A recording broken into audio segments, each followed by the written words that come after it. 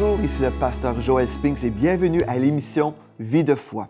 Aujourd'hui, on poursuit une deuxième semaine dans le thème Le disciple victorieux.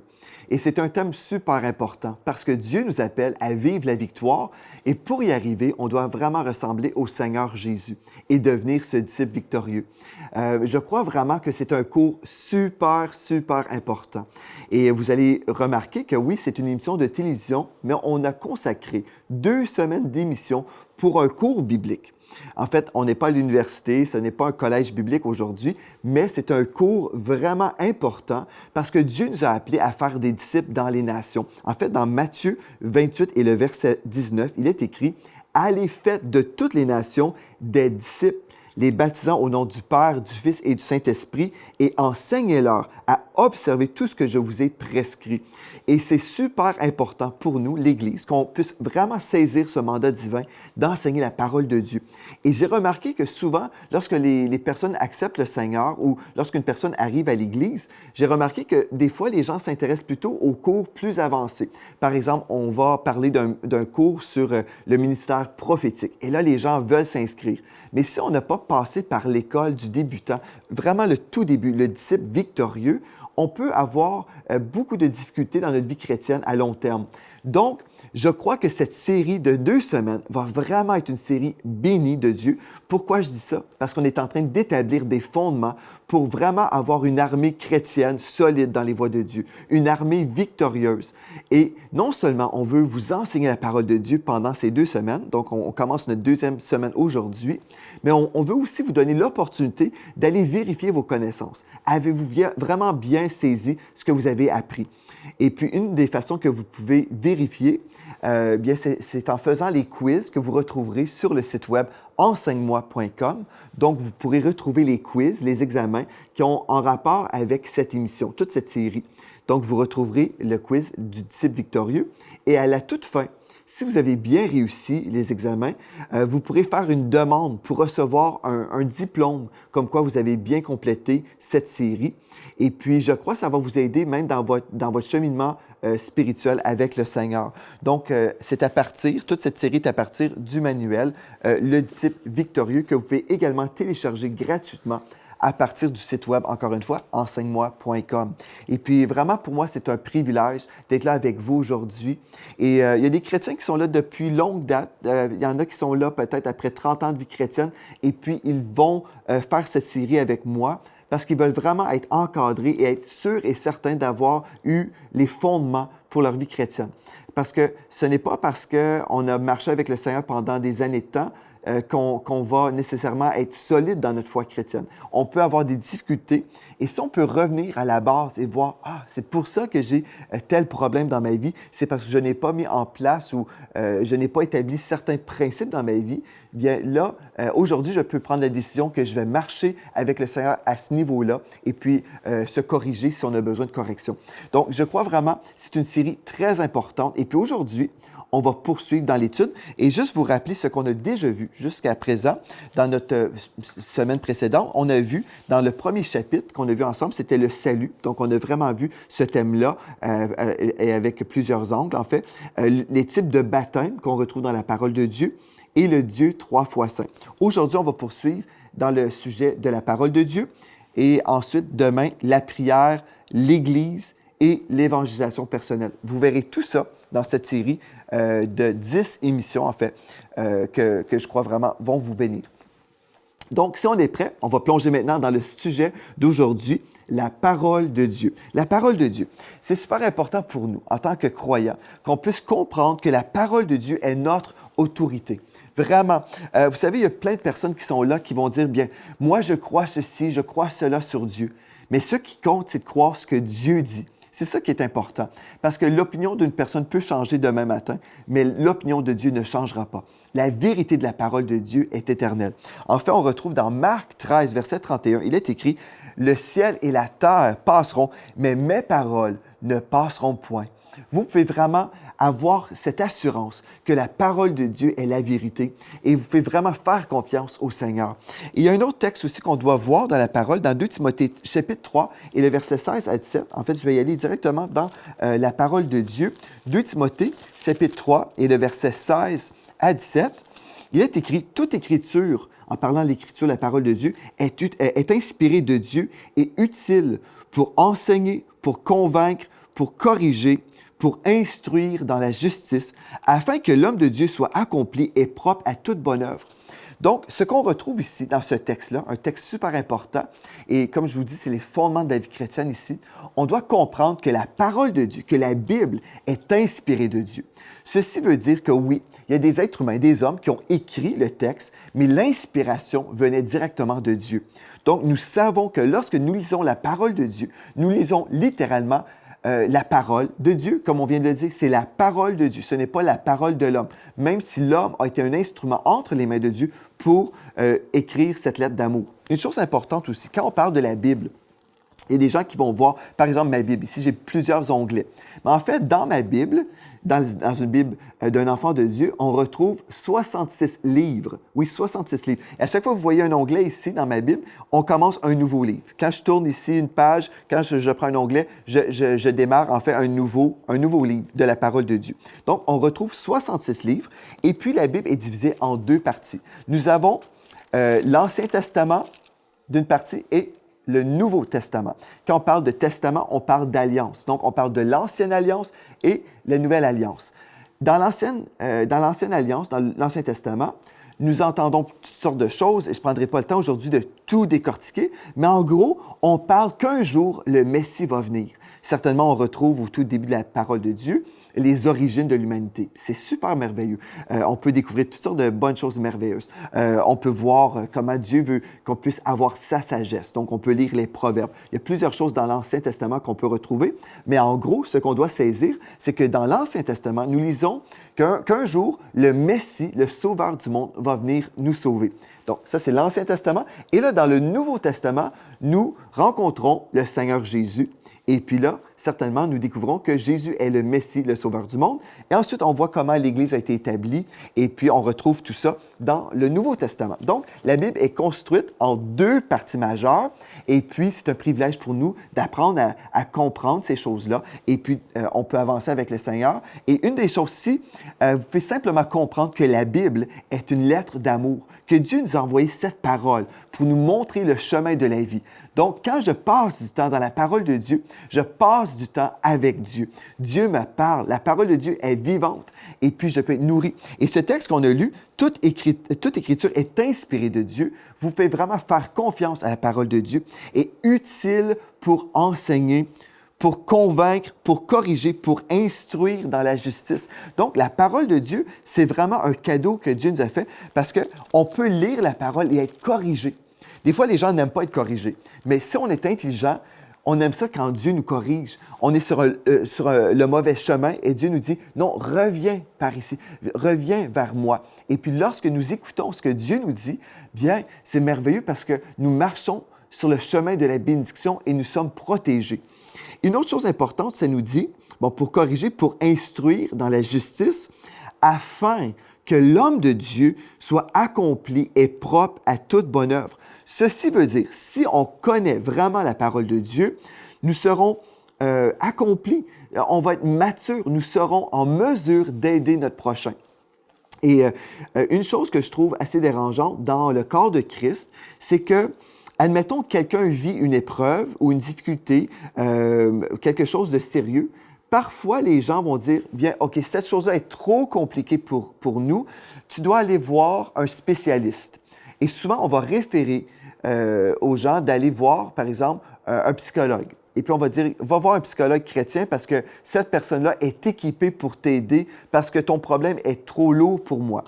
Et puis, je crois vraiment qu'on fait fausse route à ce niveau-là parce qu'on doit comprendre que si nous croyons ce que Dieu a dit par rapport à la parole de Dieu, nous pouvons comprendre que la parole de Dieu est solide et on peut trouver les réponses pour l'âme dans la parole de Dieu. Donc, l'âme, on parle ici de la pensée, de la volonté et des émotions. Dans la parole de Dieu, nous retrouvons toutes les solutions pour l'humanité. Ceci ne veut pas dire qu'un conseiller spirituel, qu'un conseiller chrétien ne peut pas aider. Non, certainement, on peut conseiller et donner de très bons conseils par rapport à la parole de Dieu.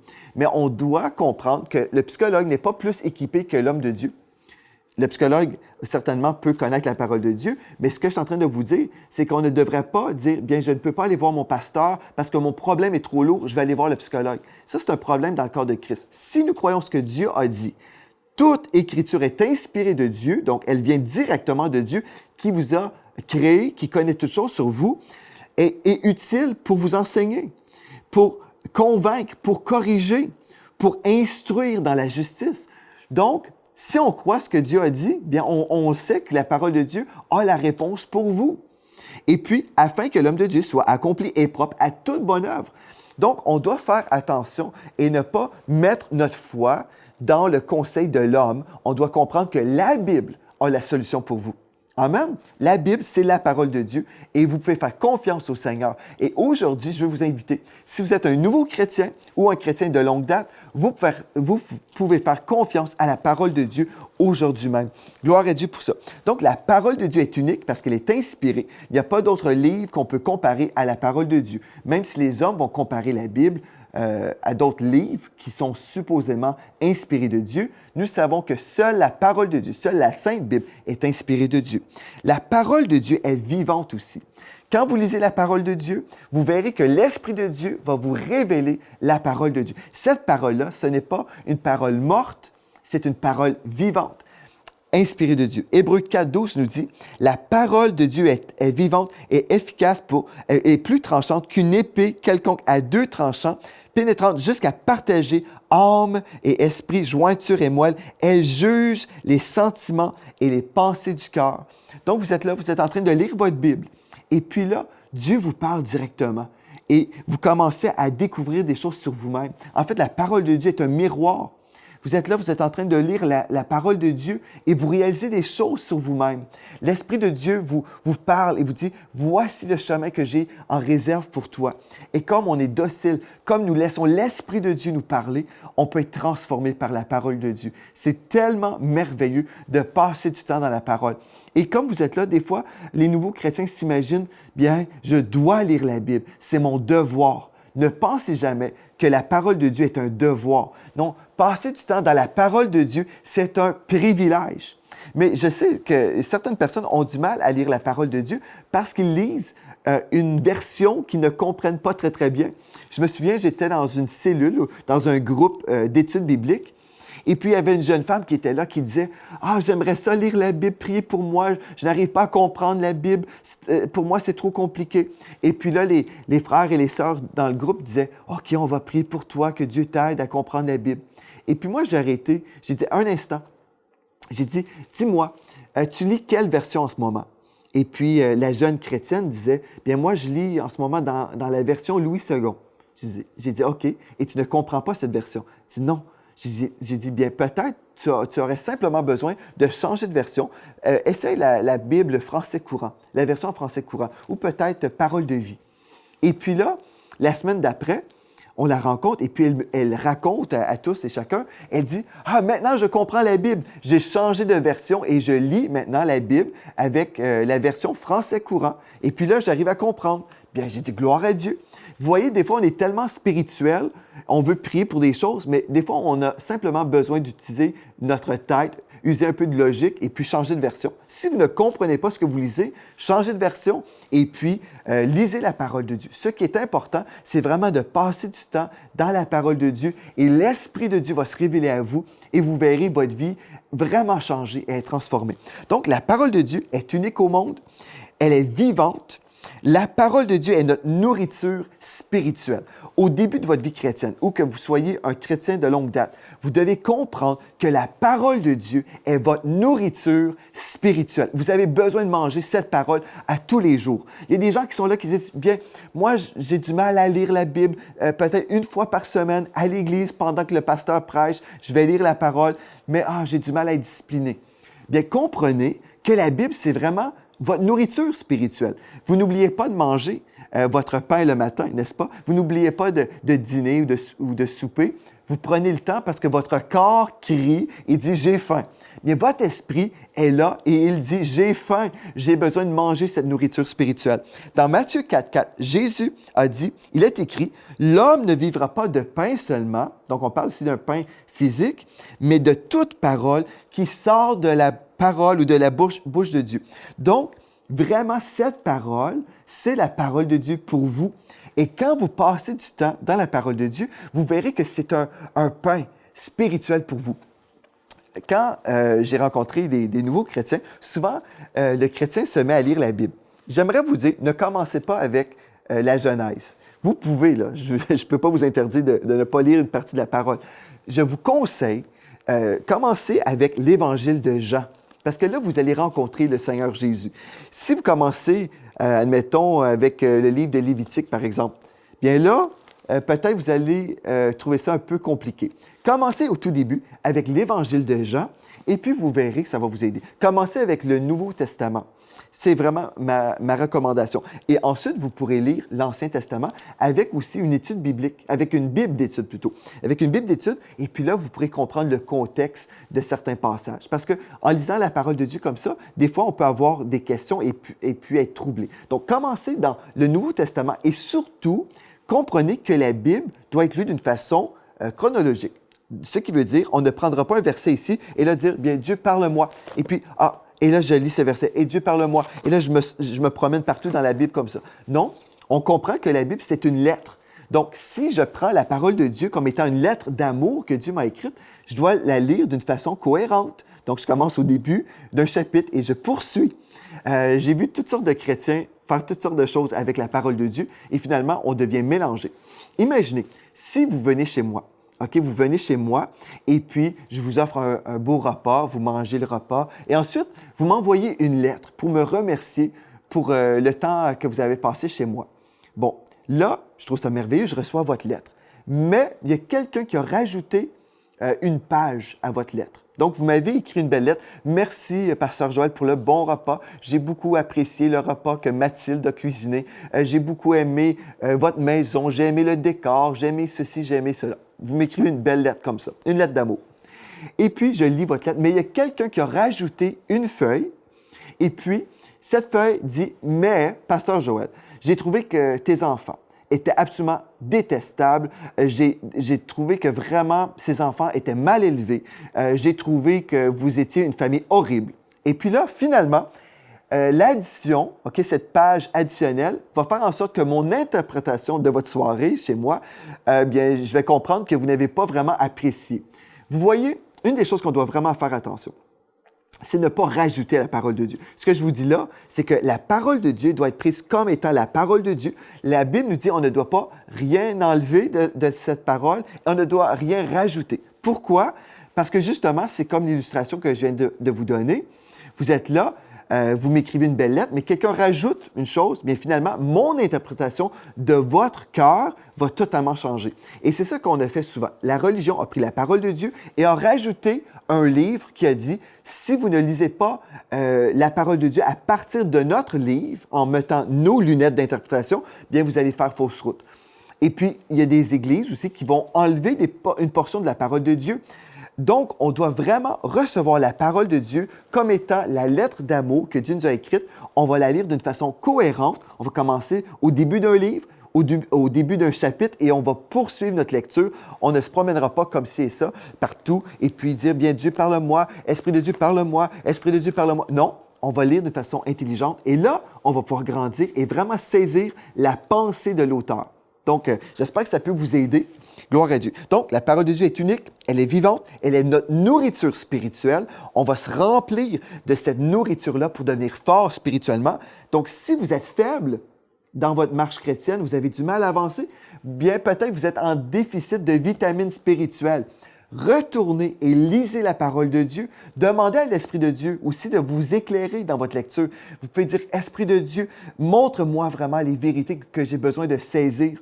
Et vous verrez une différence quand vous priez et vous êtes dans la foi. Parce qu'il y a des gens qui sont là, qui sont dans une étude biblique ou dans une lecture d'une façon juste intellectuelle. Ils veulent comprendre avec leur tête, avec leur cerveau. Mais si vous êtes sensible et vous dites, Esprit de Dieu, enseigne-moi, vous recevrez des rémas. Vous recevrez des révélations personnelles pour votre propre vie. Et vous savez, puisque la parole de Dieu est vivante, à chaque fois que je vais lire la parole de Dieu, même si ça fait des années de temps que je lis la parole, bien, je suis là, je lis la parole et je reçois toujours des nouvelles révélations pour ma vie. C'est tellement merveilleux. Vous passez à côté d'un des plus grands cadeaux de la vie chrétienne si vous ne passez pas du temps dans la parole de Dieu à tous les jours. Donc, j'aimerais ça vraiment vous inviter à lire la parole. Et là, Dieu nous dit dans Jean 8, 31, on doit demeurer dans la parole. Et puis vraiment, le disciple du Seigneur Jésus va se nourrir à tous les jours à partir de cette parole. La parole de Dieu, dans notre bouche aussi, est notre source de succès. Vous devez comprendre ça. Donc, non seulement je vais lire la parole de Dieu, mais je vais la déposer dans mon cœur. Et la bouche parle de l'abondance du cœur. Si vous vivez des victoires, c'est parce que vous avez cru dans l'œuvre de la croix, certainement, et ultimement, la croix est notre source de succès. C'est certain. La croix, l'œuvre de la croix, c'est là où on peut puiser notre victoire à tous les jours. Vraiment, on doit comprendre le message de la croix. Une fois qu'on a saisi ce message de la croix, là, on passe du temps dans la parole de Dieu, on dépose cette parole dans notre cœur et là, on va déclarer la parole de Dieu qui va changer le parcours de notre vie. Au lieu d'aller de défaite en défaite, nous irons de gloire en gloire, de gloire en gloire. Pourquoi? Parce qu'on est en train de prophétiser notre vie, on est en train de déclarer la bénédiction de Dieu sur notre vie. C'est tellement puissant. Mais si vous ne déposez pas la parole de Dieu dans votre cœur, vous ne pourrez pas déclarer la parole de Dieu et puis vous ne pourrez pas travailler dans le monde de l'esprit au niveau de votre destinée. Donc, vous voyez comment c'est important. Donc, si vous êtes un nouveau chrétien ou un vieux chrétien, prenez la résolution aujourd'hui même, je vais être une personne de la parole de Dieu. OK. Donc, on veut déposer la parole de Dieu. Josué 1,8 nous dit « Que ce livre de la loi ne s'éloigne point de ta bouche. Médite-le jour et nuit pour agir fidèlement selon tout ce qui est écrit, car c'est alors que tu auras du succès. » Vous voyez, Dieu veut que vous puissiez aller de gloire en gloire, que vous puissiez expérimenter du succès. Dans tes entreprises, c'est alors que tu réussiras. C'est ça que Dieu veut pour vous.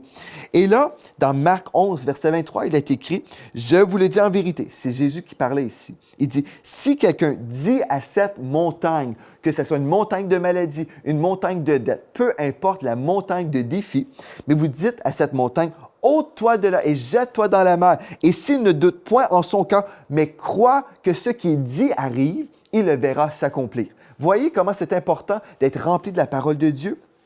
Vous devez vraiment saisir ça aujourd'hui. Donc, vous voulez aussi connaître la parole de foi qu'on retrouve dans Romains 10:8, cette parole de foi qu'on retrouve dans la parole de Dieu. Certainement, c'est ça la parole de foi. Et ça nous dit, que dit-elle donc? La parole est près de toi, dans ta bouche et dans ton cœur. Or, c'est la parole de la foi que nous prêchons. L'apôtre Paul ne prêchait pas une parole de doute qui vous disait « Ah, vous allez perdre votre maison, vous allez perdre votre santé, vous allez vivre ci et ça. » Non, la parole de foi nous dit « Les promesses de Dieu sont pour nous, oui et amen. » Donc, vous devez connaître les promesses de Dieu. Si l'ennemi vient contre vous avec des symptômes, avec une maladie, bien, si vous connaissez la parole de Dieu, vous saurez que par ses meurtrissures, j'ai été guéri. Donc, la maladie n'est pas mon héritage en Christ, c'est la santé divine qui est ma portion. Donc, je vais déclarer la parole de Dieu. Mais pour déclarer la parole de Dieu, je dois la connaître, je dois passer du temps et méditer sur cette parole, me laisser imprégner de cette parole. Et quand je suis imprégné de la parole de Dieu, ma vie va changer obligatoirement. Forcément, vous allez voir des choses merveilleuses. Et là, une autre chose super importante, dans 2 Corinthiens 4, verset 13, il est écrit « Et comme nous avons le même esprit de foi ». Ici, on ne parle pas d'un esprit juste intellectuel, parce que j'ai connu des versets dans ma tête. Non, ici on parle de quelqu'un qui a été contaminé d'une bonne façon de l'esprit de foi. Comme nous avons le même esprit de foi qui est exprimé dans cette parole de l'Écriture, j'ai cru, c'est pourquoi j'ai parlé. Nous aussi nous croyons et c'est pour cela que nous parlons. Nous parlons parce que nous croyons. Nous ne parlons pas la défaite, nous ne parlons pas la réalité, nous parlons la vérité de la parole de Dieu. Gloire à Dieu, parce que nous avons cet esprit de foi qui a été vraiment nourri à cause de la parole de Dieu. Dans Proverbe 18, 21, nous lisons « La mort et la vie sont au pouvoir de la langue. Quiconque l'aime en mangera les fruits. » Sont au pouvoir de la langue. Donc, la mort et la vie sont au pouvoir de la langue. Le mot « pouvoir », c'est le mot en hébreu « yad » qui parle d'une main. Donc, la mort et la vie sont en fait, vous avez une main dans votre bouche qui va saisir la provision de Dieu ou la malédiction du diable. Donc, la mort et la vie sont au pouvoir, sont dans la yad, sont dans votre bouche, dans la main qui est dans votre bouche. C'est spécial. En fait, votre langue, c'est une main spirituelle qui va saisir les promesses de Dieu. Vous voulez lire la parole de Dieu parce que vous voulez saisir la bénédiction et non la malédiction. Et vous devez comprendre, en tant qu'enfant de Dieu, que la parole de Dieu est notre autorité finale en matière de la foi. Vous pourrez lire le texte dans Romains, chapitre 4, versets 17 à 25. On n'aura pas le temps aujourd'hui, mais vous pourrez prendre le temps. Romains, chapitre 4, 17 à 25, vous verrez comment Abraham avait compris que la parole de Dieu faisait l'autorité dans sa vie. La parole de Dieu est aussi notre arme contre l'ennemi. L'ennemi va venir contre vous. Mais si vous connaissez la parole de Dieu, vous saurez que l'épée de l'Esprit, c'est la parole de Dieu. Vous avez l'autorité au nom du Seigneur Jésus. Vous pouvez prendre les promesses de Dieu et livrer le combat de la foi. Et ce qui est merveilleux aussi, vous pourrez suivre le modèle du Seigneur Jésus. Jésus, dans Matthieu 4, vous lirez versets 1 à 11, un texte important, vous verrez à chaque fois que l'ennemi venait contre le Seigneur Jésus, lors de cette tentation. Vous savez, Jésus a été tenté dans le désert pendant 40 jours et Satan venait avec des tentations. Jésus répondait toujours, « Il est écrit, il est écrit ». Vous voyez, si vous passez du temps dans la parole de Dieu, vous passez du temps à lire cette parole, à méditer la parole, bien vous pourrez répondre quand l'ennemi va venir contre vous. Au lieu de commencer à entretenir des pensées. Et puis là, quand l'ennemi vient vous tenter, il dit « Ah, est-ce que je vais faire ceci? Est-ce que je vais faire cela? La maladie vient contre vous. Ah, qu'est-ce qui va se passer dans ma vie? » Au lieu d'entretenir ces pensées-là, tout de suite, dans votre esprit, vous pouvez être violent en esprit. Ici, je parle d'une violence spirituelle, pas physique, là, mais vous êtes violent en esprit et vous dites « Il est écrit. La parole de Dieu me dit ceci. » La parole de Dieu affirme que Dieu pourvoit tous mes besoins selon sa richesse avec gloire. Donc, au lieu de déclarer la défaite, la faillite, la maladie, je commence à déclarer la provision de Dieu. Mais tout ça, là, c'est dépendant sur vous. Dieu a tout accompli, la provision est là, mais allez-vous découvrir ce qui vous appartient? Allez-vous découvrir l'amour de Dieu, cette lettre d'amour? Je veux vraiment vous encourager, frères et sœurs, dans cette série du disciple victorieux. Si vous voulez vivre dans la victoire, vous devez connaître la parole de Dieu. Pas d'une façon intellectuelle, mais d'une façon spirituelle. La connaître et vraiment vous approprier la vérité de la parole de Dieu. Et vous verrez que votre vie va changer. Vous allez vraiment vivre des percées dans votre vie et vous ne serez pas ce chrétien religieux, mais vous serez ce chrétien, ce disciple victorieux. Merci d'avoir été là aujourd'hui. Je suis vraiment content pour vous parce que je crois qu'on est en train de bâtir des disciples partout à travers la francophonie. Vous verrez une révolution dans le monde francophone à cause de vous parce que vous allez vous remplir de la parole de Dieu. Merci d'avoir été là et d'ici à demain, soyez richement bénis. Cette émission est rendue possible grâce au précieux soutien des partenaires d'Enseigne-moi Canal International. Retrouvez tous nos programmes sur emcitv.com.